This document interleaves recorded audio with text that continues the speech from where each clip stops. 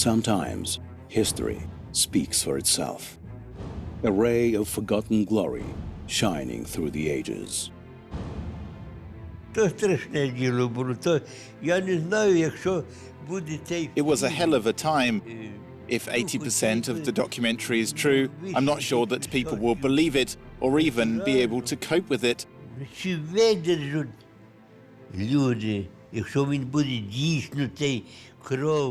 So much blood, so many tears.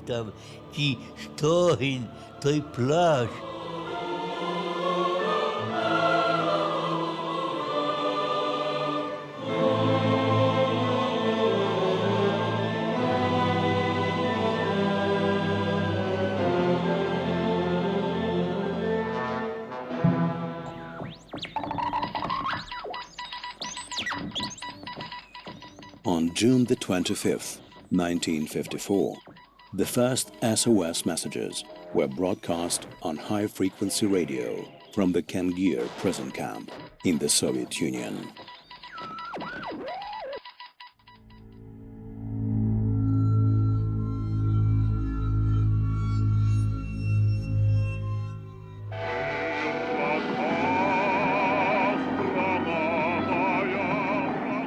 Gulag, the Soviet forced labor camps, known in Russian as corrective labor camps. The term was coined in 1930, but the roots of the Gulag system go back to the earliest days of Soviet power. At the beginning of the 1920s, one of the first camps began receiving enemies of the people. This was the infamous Slon camp, Solovetsky Special Camp. First hundreds, then thousands, and finally tens of thousands of prisoners were sent to the camp. Like a cancer, the Gulag system spread across the entire Bolshevik empire, where, according to Soviet propaganda, people can breathe freely. Thousands of camps were established. A total of 30 million people eventually passed through the Gulag system. Almost every single family in the USSR was touched by Gulag, with more than 1.5 million of those branded enemies of the people never returning home. The Gulag became a state within the state, terrible and all-powerful. It seemed to be eternal and unshakable. In any camp, the life of the prisoners was insufferable. But the suffering also varied. For so-called special categories of prisoners, things were particularly horrible.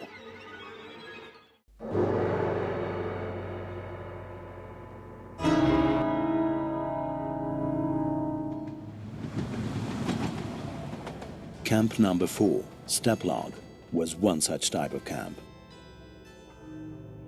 At the beginning of 1954, there were more than 21,000 prisoners held in these conditions. The 3rd Division of the Steppe, which was the special camp for political prisoners, was created by order of Stalin in 1948. These special camps were created for especially dangerous political criminals, such as anarchists, members of the Party of Socialist Revolutionaries, and enemies of the people.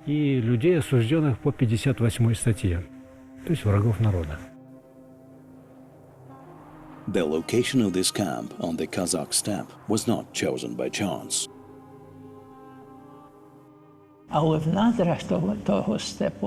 There are immeasurable riches in the bowels of this prairie, but the authorities focused on copper.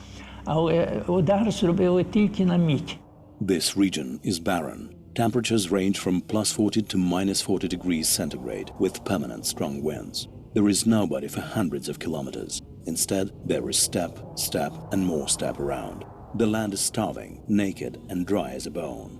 This was the location chosen for one of the largest construction projects of Soviet socialism, a giant metallurgical plant. Special construction workers were needed to build it. When they brought us to this area, there was only the prairie and a river which had virtually run dry. Nearby was the small village of Kengir, which gave its name to the camp. Пам'ятаю, десь вночі хтось крикнув: «То місто, якесь то місто». Ми побачили, справді. We arrived at night and somebody said, "It's a city." We rushed to the window to see, and it really did look like a city, a huge space surrounded by lights. But when morning came, we realized that it was a fortress. Фортеця огороджена, і всередині освітлені оці бараки. The whole territory had the feel of a concentration camp. It was a real hell on earth.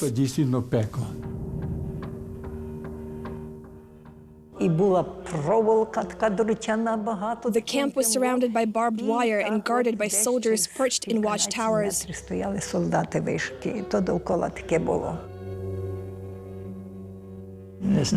There were no names or surnames, only numbers. Everybody identified each other by number. Horrific events happened here on a daily basis.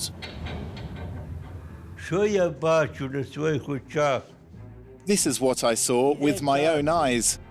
A father recognized his son in a watchtower.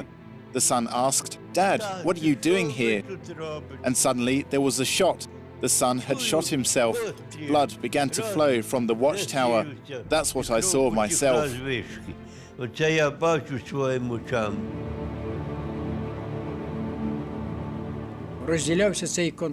The camp was divided into 5 divisions. Перший відсік – це жіноча зона була. В ній поміщалося. The first unit was for women. Approximately 2,500 women lived there. The second unit was household administration. There were workshops, a bakery, and a railway platform. The next unit was for those serving 10-year sentences. I was in that unit. There was a wall between this unit and the others. The next unit was also enclosed by a wall. We did not see each other, only occasionally, during work duties. The fourth unit was the prison. І четвертий – це була тюрма. The prisoners did not have the right to meet relatives. The windows of the barracks were barred and all doors were locked. It was forbidden to go outside. It was a high-security camp. It was prison inside a prison. You did not have the right to leave. At midnight, the prison guard entered the barracks and forced us outside just for fun. There was a severe frost. When do you think we were able to sleep? And at 6 a.m., it was time to wake up again. At 6 in the morning, we were woken for breakfast. At 7, we began shift work. We were subjected to careful inspection to prevent theft. There was nothing to steal, but it was the rule. And then we left for the place of work.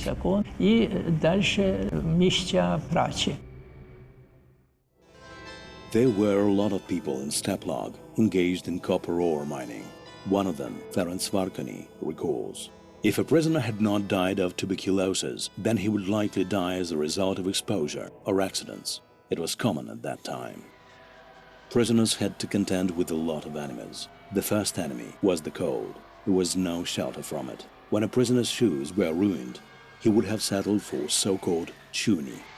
Це відходи з автомобіля, оці колеса. Chuni makeshift shoes were made from car tires. We made them using tires and wire, and that was all. -30 to 35 and no other shoes. When they counted us, we were frozen. Зимою там 30-35 градусів. Поки ведуть, поки рахують, нас там замерзав зовсім. The second enemy was starvation. А хліба всього 600 грам давали. Це не той сьогоднішній хліб, який ми бачимо, 600-грамова бомбовка. They gave us 600 grams of bread. It was a small brick of bread, much like a bar of laundry soap. You needed all your willpower to save it and make it last. Кусочок, як мило, таке господарське. Треба було мати силу волі для того, щоб зберегти його. Одна маленька їдальня була, а вже було 3000, вже було. There was only one dining hall for more than 3,000 people. They woke us up one by one at 3 a.m. for breakfast. But what did we have for breakfast? A small cup of disgusting porridge. And so, at the start of each day, we were already hungry. що то було? Так що ти до рання ти вже зголоднів. We saw that bread in our dreams. In our imaginations, it became a huge piece of bread. The third enemy was hard labor. The daily norm was to knock 1 cubic meter of gravel out of solid rock. They immediately took us, 2 young girls, to the quarry.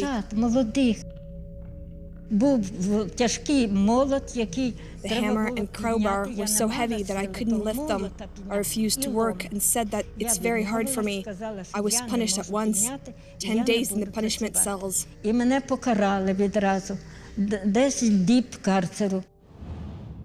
If you did not produce the norm, you received less bread.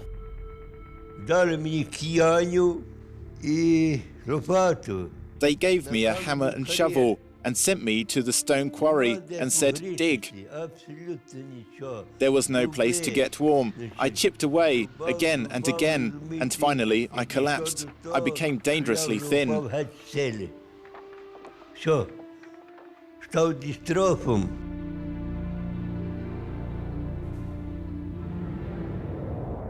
We could barely drag our feet, but we were obliged to work. 10 годин робочих. We worked 10 hours per day until 6 p.m. Then we returned to the camp and had 1 free hour for our personal business. And then we went to the canteen, where we received a small portion of tasteless food.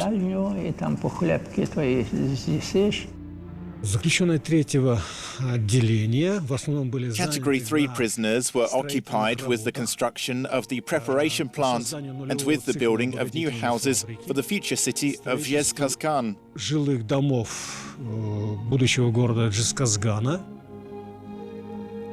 Dzhezkazgan was transformed beyond all recognition. From a small village, it grew into a powerful industrial center. Because of the Kengir metallurgical plant, Kazakhstan ranked second globally in copper smelting.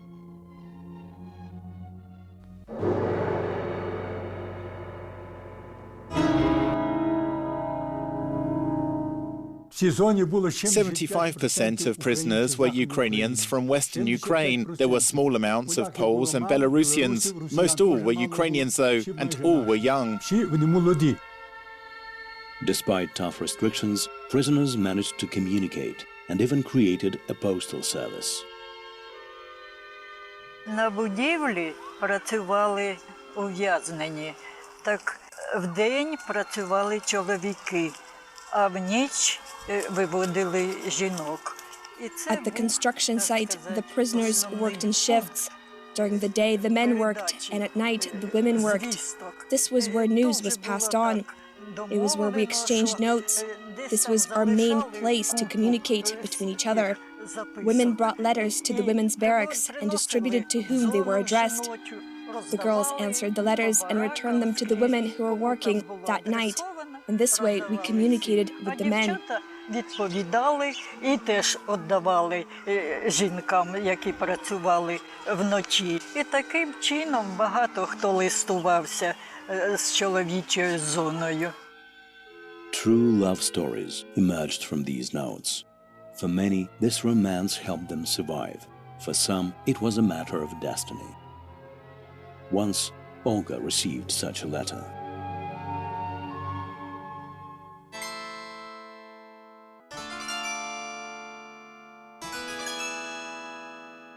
Я дуже здивувалася, того, що взагалі ні з ким не переписувалась. I was surprised because I had never had a pen pal, and I was surprised that a foreigner would be interested in me. Why was I interesting for him? I don't know. He wrote about himself, told me about his family, that he had a brother in England. His mother's name was Anna. Що у нього брат в Англії, а мати його Анна була. For 10 years, he was moved throughout the Soviet camp system. In Kengir, he was the camp doctor. He first saw her at the medical center. Neither the prisoner beaten down by life nor the girl from Lugansk region could imagine that this brief meeting would play such a huge role in their lives.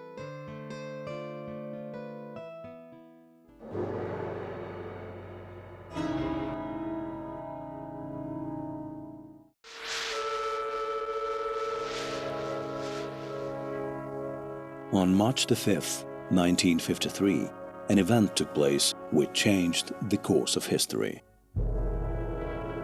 Нас викликали всіх до прохідної.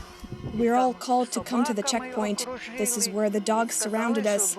That's when they said that we will hold a minute of silence in memory of Stalin, the father of nations.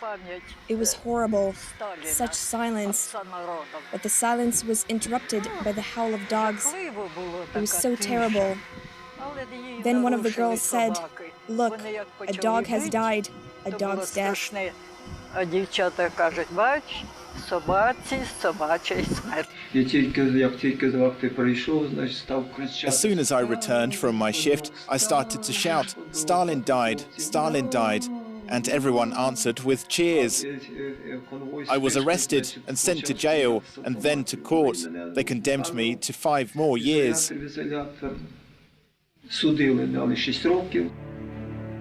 Ferenc Varkany recalls the aftermath of Stalin's death in his book Till One Day. By June 1953, more than 100 prisoners had been brought to Kengir as punishment. All of them were condemned to 25 years because they had got drunk to celebrate Stalin's death. The prisoners expected some changes, such as more leniency to their conditions or a revision to their sentences. On March the 12th, 1954, the Central Committee of the Communist Party of the Soviet Union adopted the resolution on improving the work of the penal labor camps of the Gulag for the reformation of prisoners. In other camps, Moscow started to examine case documents and check who was convicted by military courts or troikas. If a prisoner had served 2/3 of their sentence, then they were released for free settlement. The Steppe camps also experienced a change in status. For the prisoners, this meant revised sentences and the possibility of early release. In theory at least, barracks could be open at night, bars removed from windows and numbers taken off uniforms. Але нічого не було, абсолютно.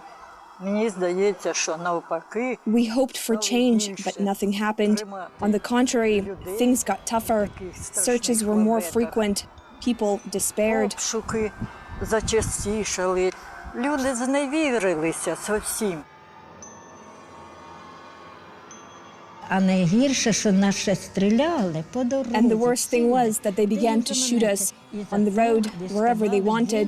And for every shooting, they received a vacation and money, cash rewards. Olga Lyatska was best suited for the role of victim. The investigators, together with the writer Alexander Fadeev, hypocritically branded her a traitor of the underground organization Young Guard. Один раз ми йшли з роботи, і конвоїр кричить. Once we left work in a column of 5, and the guard shouted, "Lyatska, step out from the column," and I was in the middle. The girls took my hands and did not let me leave, because a single step right or left would mean being shot without warning.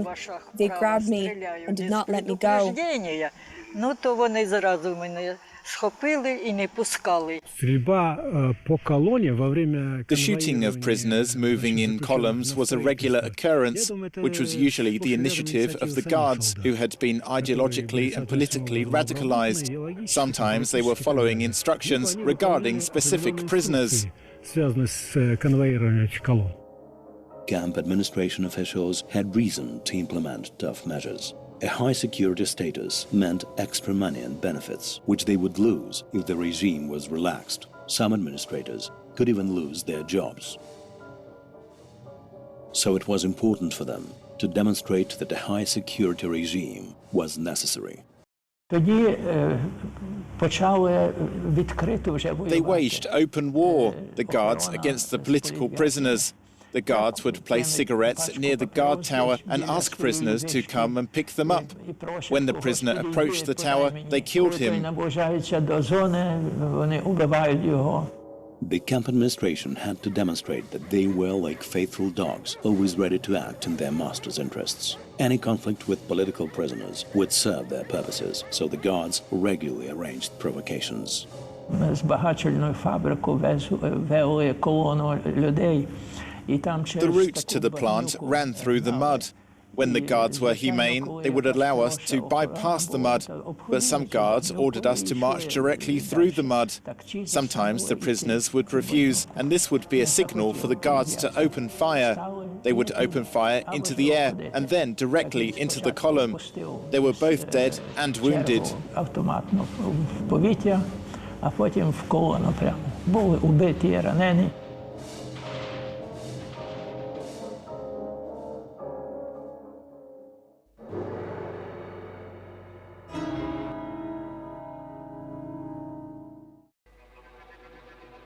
From 1948, criminals and political prisoners were kept in different camps.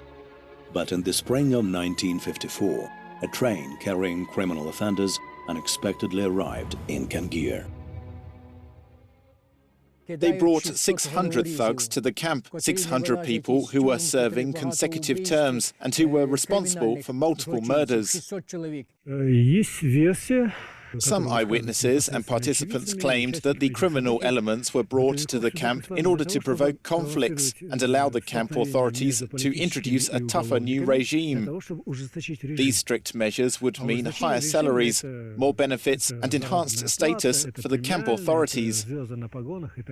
The guards said to the criminals, "You'll have all the best positions, the canteen and bread slicer will be yours, and the political prisoners, these traitors, will perform slave labor. You are Soviet citizens, and they are just traitors." The criminals began to take over and establish their own regime. They had their own ringleaders who managed everything. They stole and beat people. The political prisoners figured out the administration's idea and arranged negotiations with the criminals themselves. I said to them, "There are 600 of you and 4,000 of us. If you start something, what do you think will happen?" My remarks were used in Solzhenitsyn's book, 40 Days in Kengir. He said that he didn't know the author, but the words were mine. I said to the criminals, "We have been here for 10 years, and we know how to make knives just as well as you do. If you start to rob us, we will kill you in a couple of hours. We are being set against each other." The political prisoners called on the criminals to join them to protect their rights. They agreed to help. For the 40 days of the uprising, there were no violent clashes or brawls. They were under our control and everything was okay. They stormed the barracks together with us.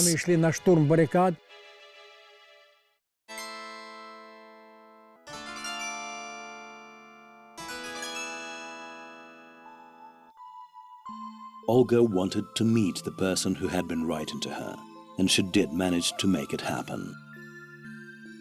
Навкруги зони чоловічої посилали дівчат від паркану, такий височинний паркан був, сніг відкидав. Sometimes girls worked near high fence separating the men's zone.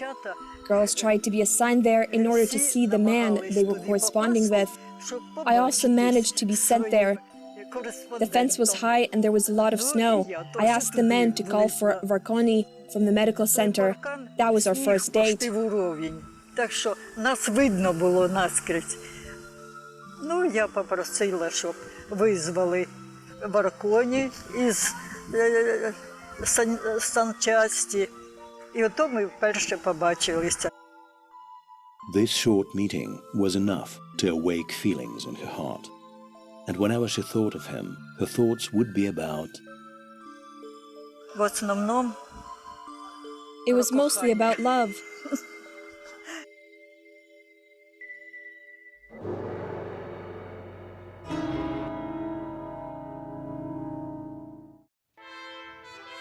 The political prisoners were former insurgents and rebels. They created an underground organization in the camp itself.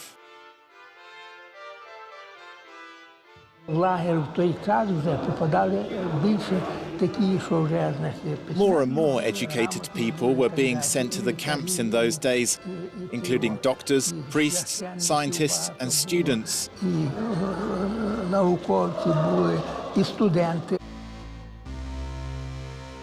The 3rd Division of the camp held about 5,500 people. 2,000 of them were women and the rest were men. The majority of them were convicted of crimes under the so-called 58th article, representing such nationalities as Ukrainians, Lithuanians and Russians. These included those who had been taken prisoner during World War II or who had escaped Nazi encirclement. It also included all those who had fought against the Soviet regime. As a result, the majority of prisoners were Baltic and Ukrainian nationalists. It was a highly combustible mix which could explode at any moment.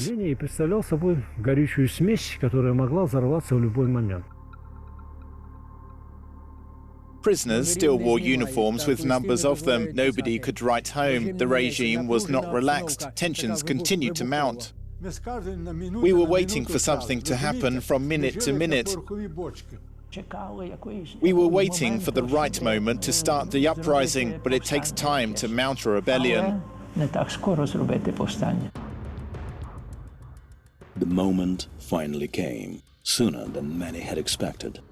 In the next episode, you'll learn the story of the most powerful uprising in the history of the Gulag camp system.